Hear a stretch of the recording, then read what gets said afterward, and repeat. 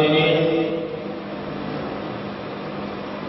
काबिल कदर स्पीकरों, मशाइखों और ज़माने इस्लाम क़दरमंद लोगों, स्तासो दरबार दे दरबार जहान और सरदार आकाए नामदार अहमद मुस्तफा जनाब मुहम्मद रसूलुल्लाह सल्लल्लाहु अलैहि व आलिहि वसल्लम दपाक को मुबारक व मलवलों के इरशादात ने और हदीस पाक में तिलावत को अल्लाह ताला ने तौफीक हुआ चिदा पैगंबर मालवाले पर आखिर वसलो खबर इस्ता सुबह के बयान का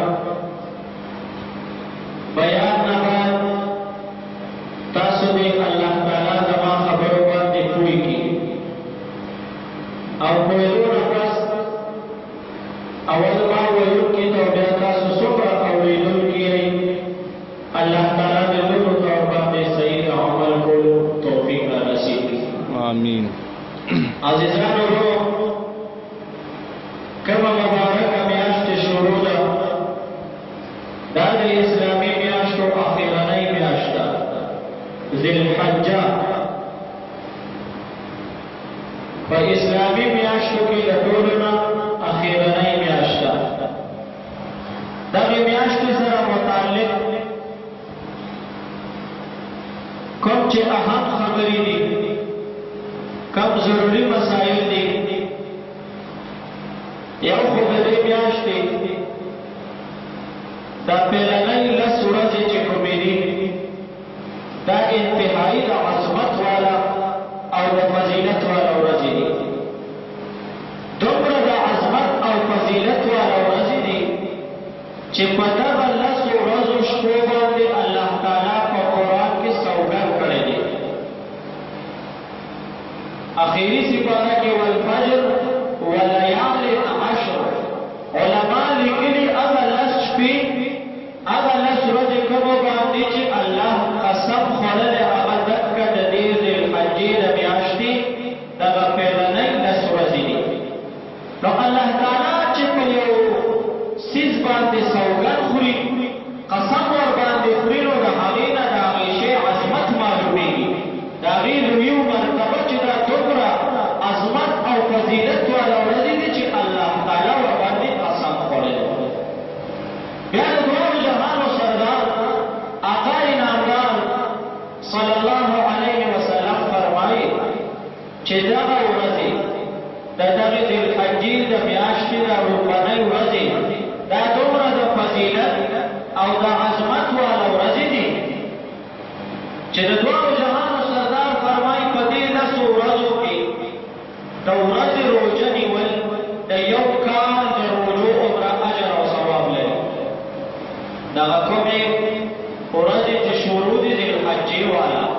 दा अल्लाह सूरजों की यौ रोजा सातल दयौ काल दरोजो उम्र अजर और सवाब ले और दयवीश पे इबादत कवल पदा अशको की दयौश पे इबादत कवल द शब कदर और अजर और सवाब ले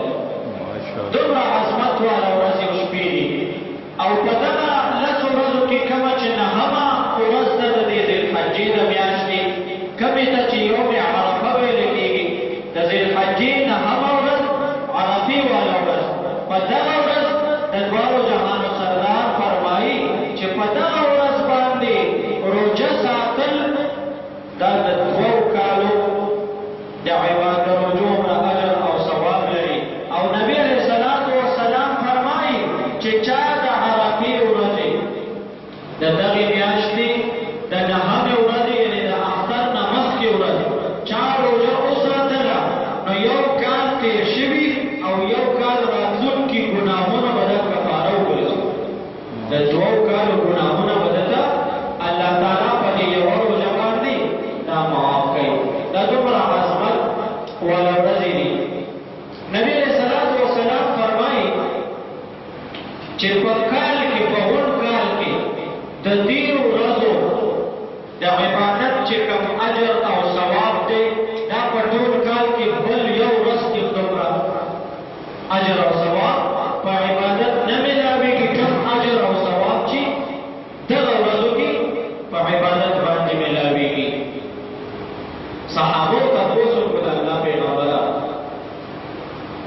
د جهاد خو په اسلام کې لویه مرتبه لري، د سر حیثیت لري. وی د الله پیغمبر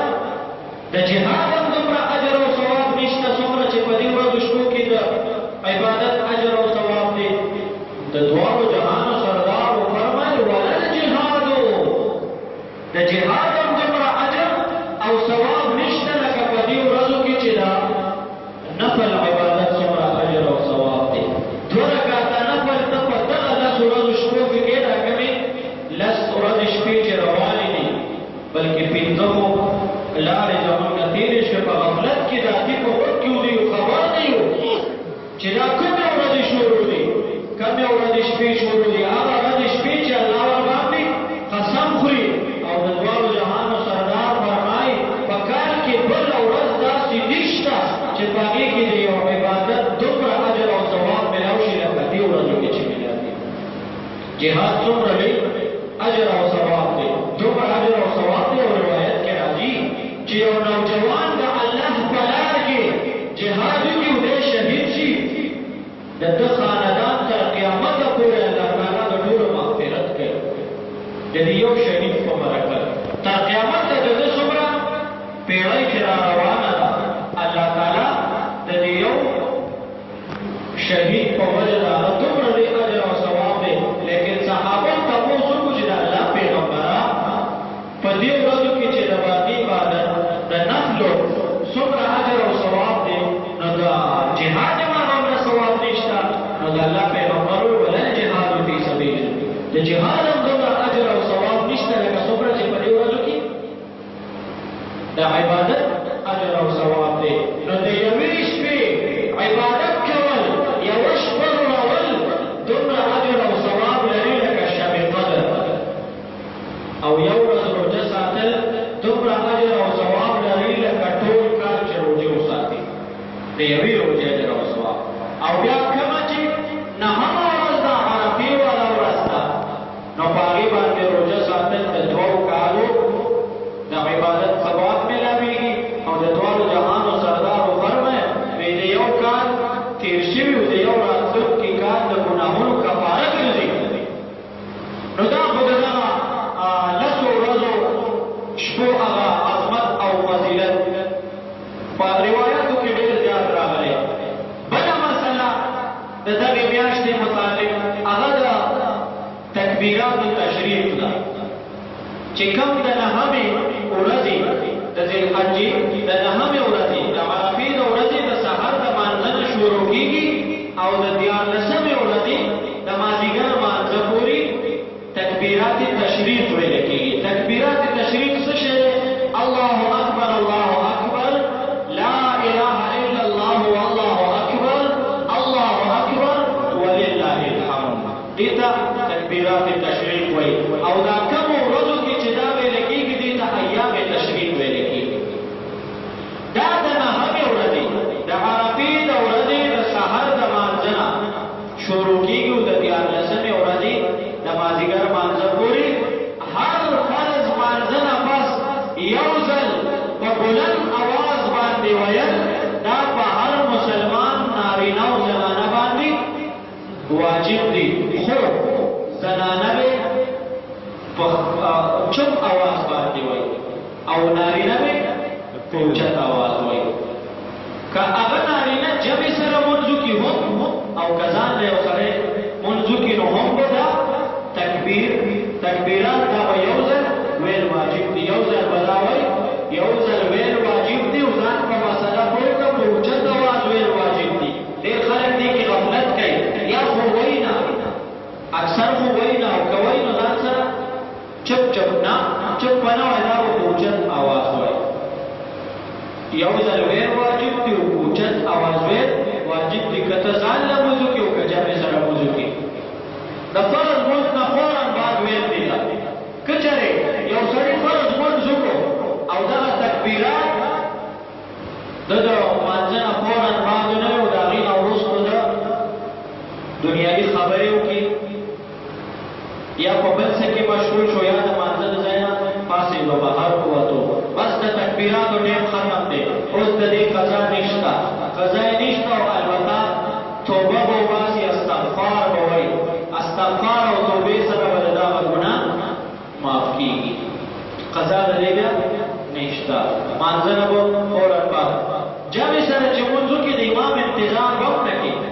ځکه امام انسان ته عاجز کېدی شي هغه نه یې شوي وي نو بس چې مونځ وشو نو فوراً به د اوچت اواز باندې یو ځل الله اکبر الله اکبر لا اله الا الله والله اکبر الله اکبر ولله الحمد او زنانه به په چپ اواز وایي زنانه به په اوچت اواز نه وایي ځکه د زنانه اواز عورت دی اگر چې زنانه په نورو څیزونو کې بات نه کوي خو د شریعت مسله دا ده چې زنانه اواز عورت دی نو زنانه بات نشي ویلی یا د قرآن تلاوت هم زنانه په زور نشي ځکه اواز یې عورت نو چې د قرآن تلاوت نشي کولی تکبیرات نشي ویلی او په حج د بیت الله کې په عمره کې په بیت الله کې لبیک اللهم تلبیه په زور نشي ویلی نو د دین د زنانه اندازو لګي چې د سطر او د پردې څومره په شریعت کې اهتمام دی بهر نو زنانه به په زور نه وي او نارینه به په زور دا مسله شوه د تکبیراتو تشریح درېیمه مسله هغه په دې کې د حج د بیت الله ده کومه ډېر وروڼه زموږ حج د بیت الله ته تللي دي او ډېر روان دي څومره چې تللي الله تعالی دې ټولو ته توفیق ورکړي چې صحیح مناسک هلته د حج ادا کړي او د هغوی په هغه دعاګانو کې د الله تعالی زموږ پوره برخه وکړي او څوک چې نه دي تللي او اراده او په زړه کې هغه ټوله پېشنه الله تعالی دې ورته د غیب نه اسباب برابر او راتلونکي کال ته الله تعالی دې موږ ټول حج د بیت الله ته بوتلی نو د حج مسله ده د هغې تعلق هم د دغه ورځو شپو سره دی بل مسله په دغه ورځو شپو کې ده قربانۍ قرباني دا یو واجب عبادت دی اوس قرباني په چا باندې لازم ده قرباني په چا باندې واجب ده قرباني به څوک کوي د قربانۍ فضیلت څه دی درجې څه ده په قربانۍ باندې میلاویږي څه حکم یې څه دی نو څو ضروري مسایل د قربانۍ متعلق اول خو دا چې قرباني په چا لازم ده په چا کېږي په چا نه کېږي د چا په ذمه واجب ده او د چا په ذمه واجب نه ده قرباني هر عاقل بالغ مقیم مسلمان باندې واجب ده کم سره چې 53 نیمه تولې سپینزر یا د هغې قیمت یا د تجارت سامان یا د ضرورت نه زیات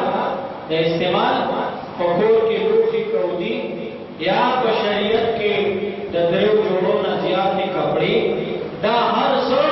دا چې را یو ځای کې را جمع کړي او قیمت یې ولګوي او قیمت یې 52 نیمو تولو چاندۍ ته رسي تقریبا 40,000 خوږ شابه جوړېږي حساب ما نه دی کړی خو تقریبا به داسې جوړېږي نو چې دغې ته رسي نو په دغه مسلمان باندې قرباني واجب د دې به قرباني کوي او کوي نه که ګناهګار دی وارې بنده ده اوس زکات او د قربانۍ په نصاب کې ګورئ فرق دی من خلق ټول جوړ کړي بس چا څوک زکات ورکوي او قرباني کوي نه د زکات او د قربانۍ او د سرسایي دې نصاب کې ډېر زیات فرق دی داسې انسان به وي چې هغه به زکات په هغه باندې نه وي صاحب نصاب به نه وي لیکن قرباني به پرې وي ځکه زکات دپاره خو یو کال تېرېدل په مال باندې شرط دی او قربانۍ کې کال تېرېدل شرط نه دی که اوس نن تا سره دومره پیسې راغلې چې ته قرباني کولی شې نو بس په تا قرباني واجب ده کې به کال تېرېدل باندې کې شرط نه دی بل په زکات کې خو دا په کور کې کوم اضافي لوښي موښي چې پراته دا په زکات کې نه حسابېږي او په قربانۍ کې به دا حسابې که د چا دوه کورونه یو کې اوسېږي یو یې زیاتي دی دغه کور به حسابوي نو د دغه کور قیمت به لګوي که چېرې هغه 250 تولو چاندو ته تقریبا 40,000 روپو ته رسېدو او دی به څه چل کوي قرباني به کوي په ده باندې قرباني واجب ده لازم ده کوي لکه ګناهګار ده وغاړی بنده ده اوس 250 تولې چاندي قیمت تقریبا حساب باندې دی کړه خو تقریبا 40,000 ته ځکه سرسایه قیمت حساب کړو اوس مونږ دې کړه تقریبا 40,000 یا سکم او یا لږ زیات خو چې دا تور رسیږي نو دا انسان به قرباني کوي او کوي لکه که قرباني ونکړه نو د دواړو جهانو سردار نبی علیہ الصلوۃ والسلام فرمایي ما وجد سعة لأن يضحي فلم يضحي فلا يقربن مصلانا سخت خبره د دواړو جهانو سردار کړي چې د چا وسط قربانۍ کېدو او د قرباني ونکړه نبی علیہ السلام فرمایي د اختر مستدی نه راځي د اختر مستدی نه راځي حالانکه د اختر د مانځه متعلق د نبی علیہ السلام ارشاد دی چې د اختر مونځ ته تاسو ماشومان راولئ څه شی راولئ ماشومان هم د اختر مانځه ته راولئ هغه بوډاګان چې کمزوري دي او د مانځه قابل نه دي نبی علیہ السلام فرمایي راوچتې کوي هغه د اختر مانځه ته راولئ ولې چې په دې کې الله تعالی یو عام اعلان کوي د بخښنې او د مغفرت نو تاسو چې کوم بیماران ضعیف کمزوري د مانځه قابل نه دي هغه هم راوچت کوي او څه چل کوي د اختر مانځه ته راوړئ ماشومان دومره اهم دی د اختر مانځه ته دومره اهم دي لیکن بل طرف ته نبی علیہ السلام فرمایي چې د قربانۍ وس دې و او او دې نه کړو د الله پیغمبر د اختر مستقبل راځه ولې مرزا اختر مستولې مرزا تا باندې قرباني لازم او قرباني دي نه د نیولې نو د الله پیغمبر استا په وجه د دې باقي خلکو دوارت کیږي مسترد کیږي